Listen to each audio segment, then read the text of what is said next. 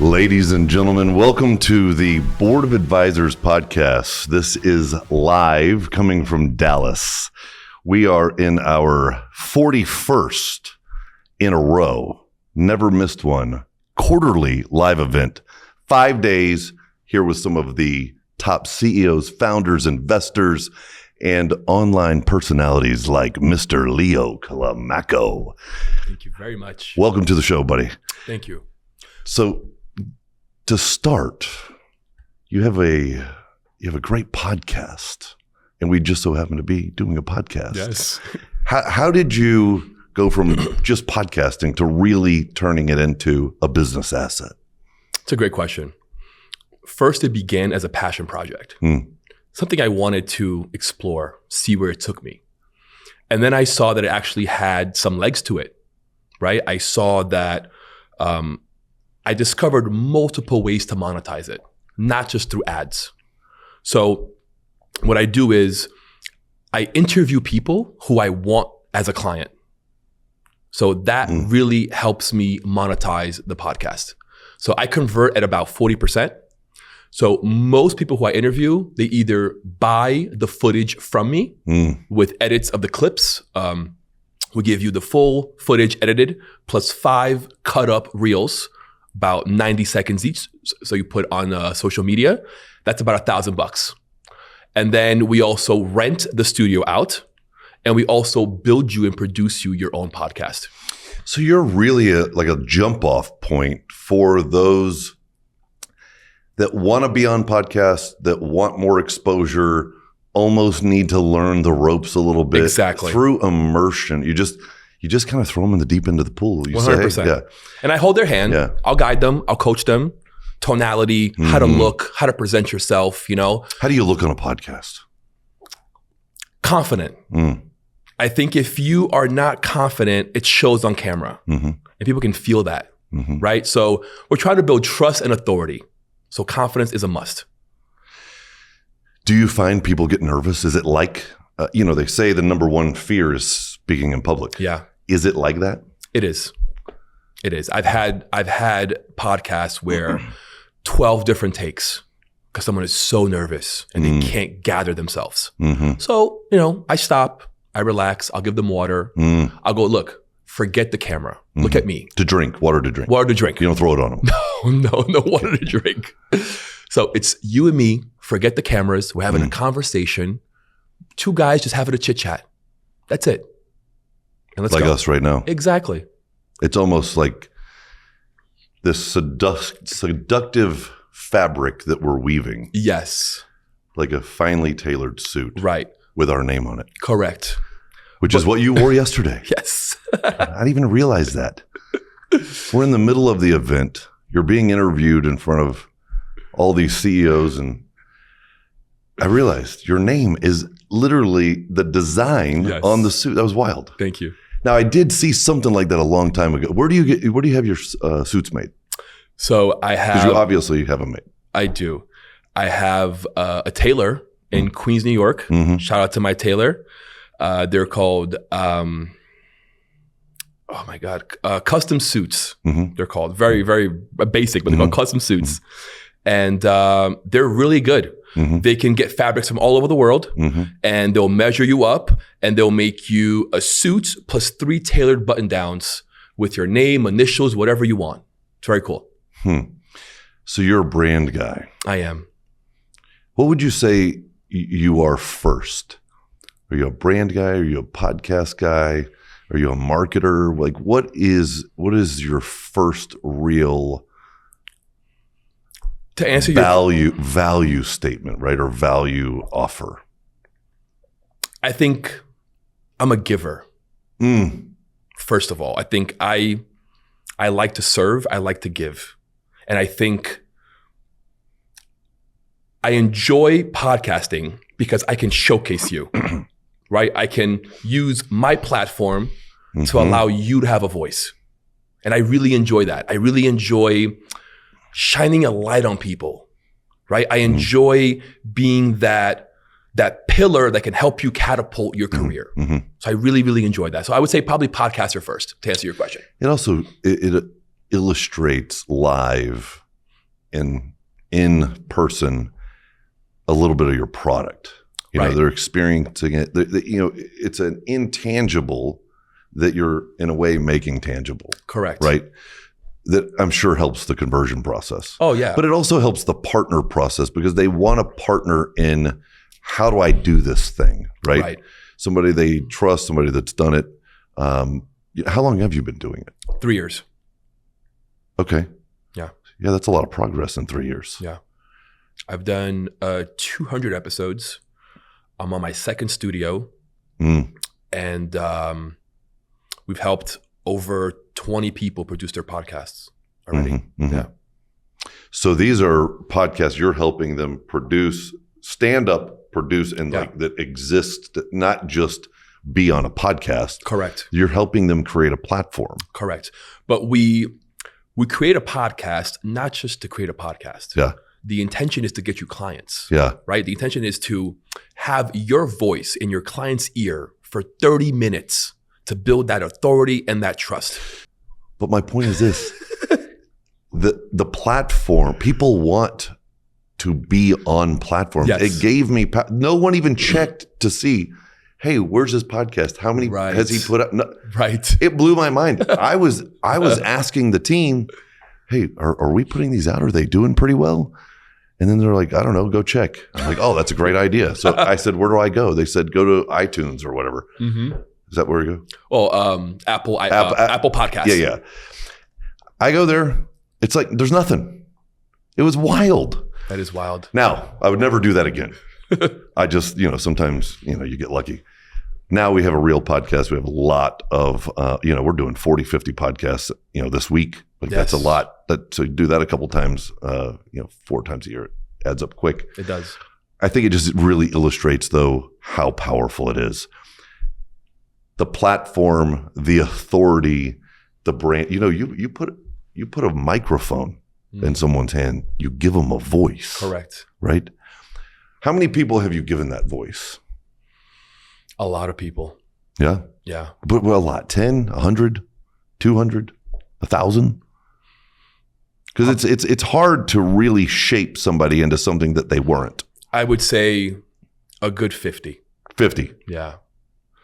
Do you feel like that 50 also is a little bit of your army too? Yes.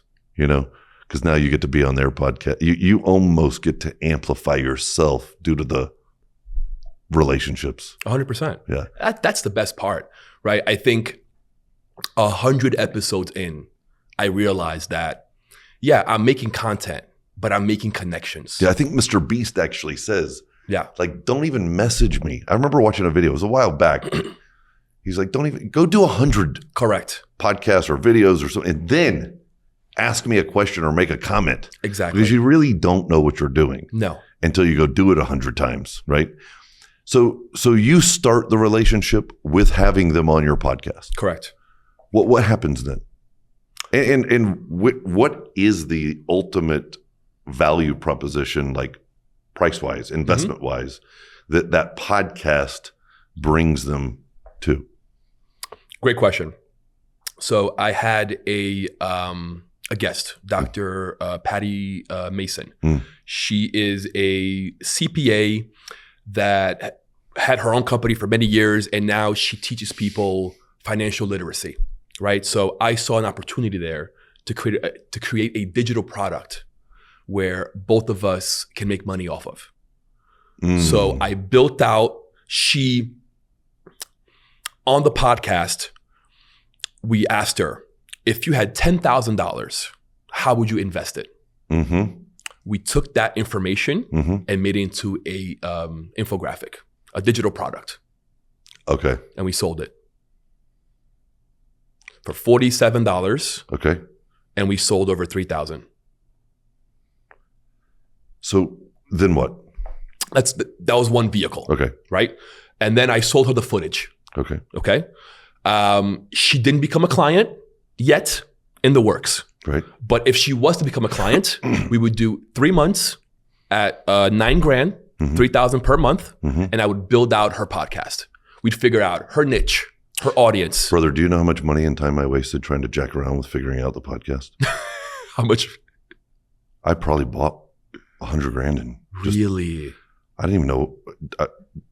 I wasn't sure what type of mic. I thought it looked cool. They're like, you can't use that one. It doesn't connect that way. I'm like, man, you just can't go buy things that you think fit like your theme. Right. This stuff actually has to plug together. Correct. It has to work. Yeah. So I find out what your budget is. Then they asked me, is it video or audio? I don't know, both.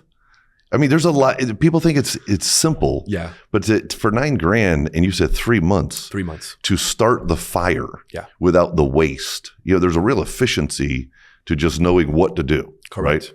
And we go even deeper. We bring you down to our studio in Fort Lauderdale. We do a 2-day intensive where I line up 8 to 10 people for you to interview. Yeah. So we jumpstart your podcast. Sounds intense. Yeah. So you leave there with already 10 episodes. Yeah. So you give them a little jolt. You give them a little swift kick in the rear, don't Exactly. you? Yeah, that's good. Exactly. But you also there's a element of exhausting them that gets them over the fear. Yes. By doing them back to back to back like that, you're wearing the fear out of them to a point that they are comfortable. You get it. Yeah. Yeah. Well, I mean, it's reps. One of my relationships, back when I was like a little new to it, I think he put me on a New Year's Eve marathon. And we woke up at like 5 o'clock in the morning and we did podcast until New Year's, till it drops, right? I don't think I sat down because I was at one of those standing desks. Yeah. My wife brought me a snack here and there. It took me like 5 podcasts to finish half of one side of a sandwich. Wow. It was crazy. It was intense. Did you have fun? I was having fun. And then I ended up, when you're like, you shift gears. Yeah. And then you're like, I have to shift gears. I got to go all in on this. Yeah. I had to shift gears and then I just, I collapsed. I learned the fact of the energy transfer because it's huge. Yeah. When potentially the conversation's going off in the wrong direction, you've got to catch it. Potentially there's a lull in the energy. You sometimes have to inspire that out of the other person. Correct. Or even yourself. Or bring them back. And just the level in which you have to pay attention to every little nuance.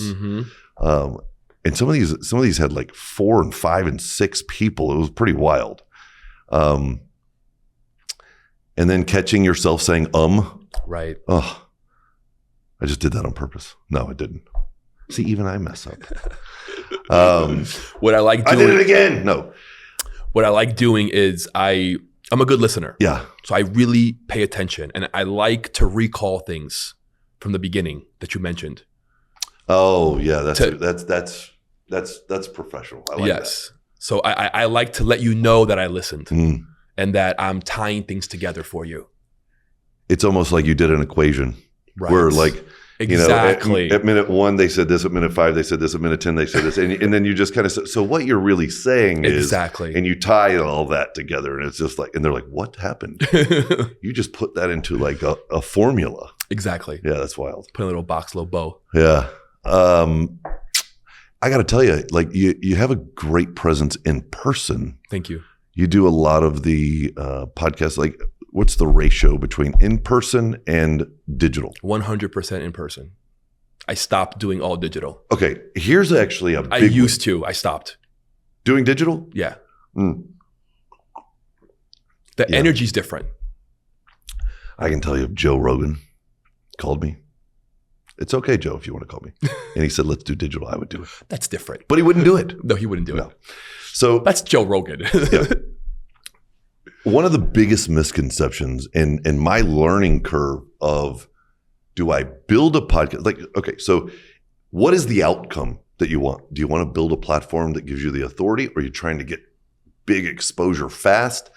Nobody really explained to me the difference in the strategy. Building a podcast or a platform is work. Oh, yeah. And it needs frequency and consistency. you're really developing something. And on the other side of it, if you really need fast, efficient results or exposure for your business or your product or your platform, like getting on a lot of people's podcasts that has already built an audience, there's a really fast benefit. Yeah, it's the new TV. So how do you guide your client? Like, how do you figure out which one is best for them? It's a great question. You have to really look at the audience of that podcast, right? If it clicks. There are some people, like most financial advisors, can go anywhere, right? You don't really need a niched podcast, but there are some that are real estate, that are only real estate based. Some are very women based, right? Some are very Christian, religion based. So it really matters who the audience is. Okay. Is there any sort of timing to things that where you're helping them figure out what podcast they should be on, where they're going to get the most leverage? Like, there's a benefit to just getting busy and getting the marbles out of your mouth. Oh, yeah. Then your time becomes rather consumed quickly. And then you kind of need to figure out, like, is that my audience? Right. And also, is that going to move my brand forward? At a certain point, even though I'm not like Mr. Popular on social media or anything, or even podcasting, but there has been certain instances where somebody goes, hey, I want to do a podcast. And I pause because I'm like, okay, I have to really think about this. Can I make this person better? Yes. Do I need to do that first before I commingle brands? Understand. Right? Are they giving you the same value that you're giving them? Yeah, I only use that example because I think prepping people to be on certain podcasts requires effort, to get them to keep laddering up. What type of services do you offer that help build that confidence and competency? I mean, the website or any social media syndication, is there anything 100%. I think if you're going to go on a podcast and you don't have a way to traffic the audience into your offer, what are you doing there? Right? So you need to have a funnel. You have to have an invite. Correct. A call to action. Right? For you to waste time and money to go on a podcast, there has to be a purpose. Yeah. Right? You want to grow your brand, you want to sell your product, and you got to have a way to funnel all those people into your product. So basically having a funnel, a website set up that you can do a call to action at the end of the podcast. Do you do that? Yes. Good point. I mean, I see that a lot where people don't have a plan. Yeah. Even a podcast, an interview, a phone call, like they just don't have that. Okay. It's really a directive. Yeah.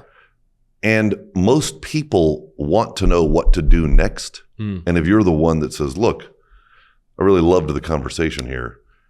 I'd love for you to go schedule a call with me. Right. Let's continue the conversation at callwithmike.com. Right? Don't do that. It's actually, it's real. But, there's some wisdom there. Otherwise, you're wasting time. And money. How do you do it without being salesy, though? See, I slipped that in. Nobody knew. It was a joke. Everybody laughed. But now they all know. Like, how do you make it a little less salesy? Or how do you guide them to be a little less salesy and more invite, classy, smooth? There's some friction sometimes when people feel like they're being sold. Yeah. I think it's just being real, being authentic, understanding where they want to be, right? What's your end goal? Where do you want to be? Yeah. For you to get there, we have to go through this path. This is the path. You want to get there? I can help you get there. But we got to do X, Y, and Z. I'm not here to sell you anything. But if you want me to, then go here. Exactly. Yeah. Be direct. You care. People don't really care about you and what you're offering unless they know you care. Right. And you have that. When I watched you in the room, you actually have what anybody can build a studio. Okay? A lot of people have built studios. Yes. They don't know what to do with it.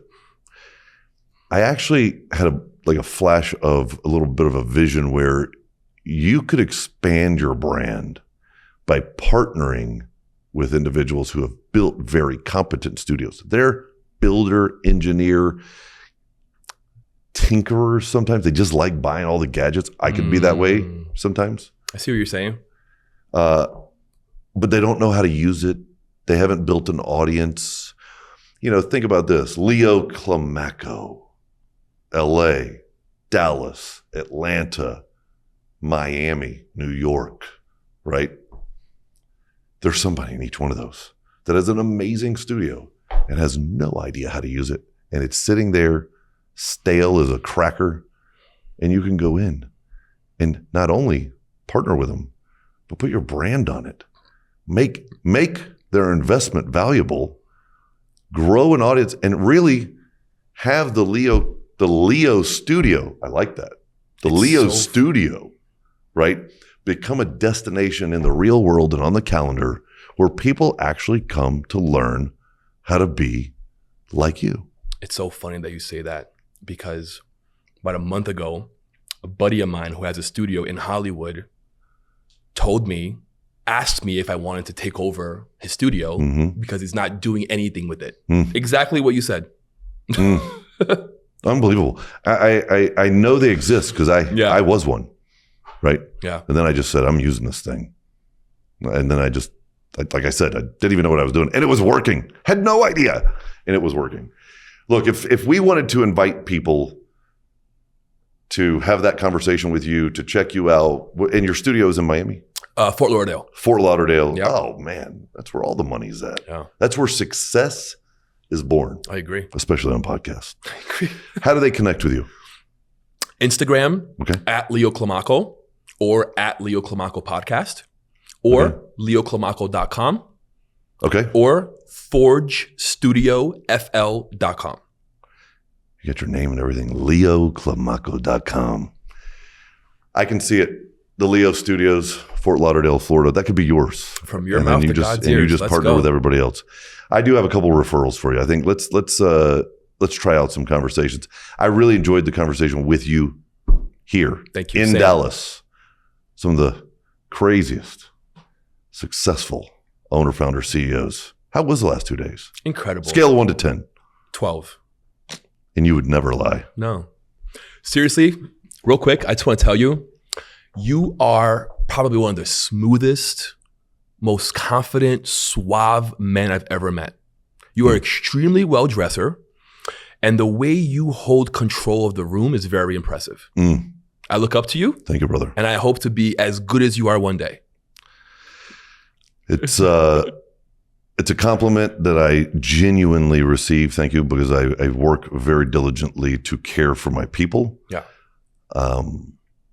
Bro, you could be so much bigger and better. You have time. How old are you? 38. You have so much time.